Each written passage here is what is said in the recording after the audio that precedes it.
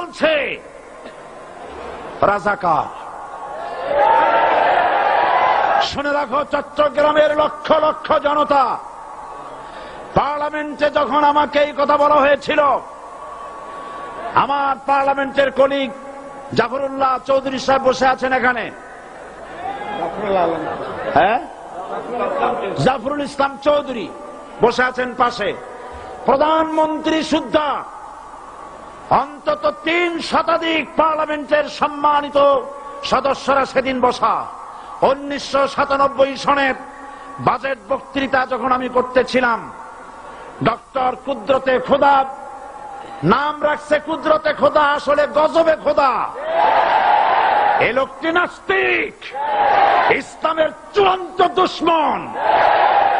তার প্রণীত শিক্ষা ব্যবস্থার যখন সমালোচনা করছিলাম, ট্রেজারি বেঞ্চ থেকে আমাকে বলা হলো রাজাকার।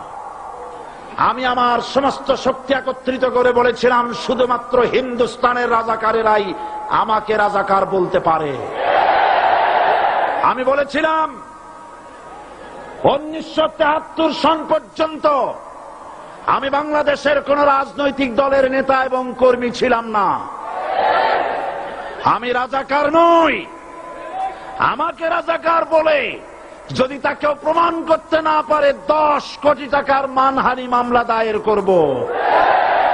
আমার এই বক্তব্য সারা দুনিয়া শুনেছে, পার্লামেন্টে আমার এই বক্তব্য রেকর্ড হয়ে আছে।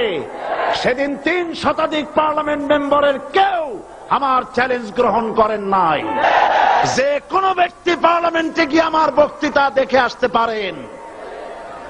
এরপরে 1997 সনের 7 অক্টোবর দৈনিক জনকণ্ঠ পত্রিকা যখন আমার বিরুদ্ধে লিখল, সেই পত্রিকায় সাইদির ওপেন চ্যালেঞ্জ 8ম পাতা, 1997 7 অক্টোবর, এত বড় 2 কলামে হেডিং।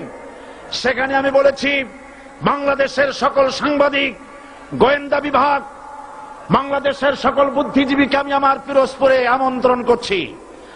আমার উপস্থিতিতে যদি কেউ প্রমাণ করতে পারে বাংলাদেশের স্বাধীনতা যুদ্ধের বিরুদ্ধে আমার কোন ভূমিকা ছিল, সজ্ঞানে স্বেচ্ছায় জাতীয় সংসদের সদস্য পদ থেকে পদত্যাগ করব। 3 বছর পার হয়ে গেছে, আজ পর্যন্ত কেউ এই চ্যালেঞ্জের মোকাবেলা করে নাই।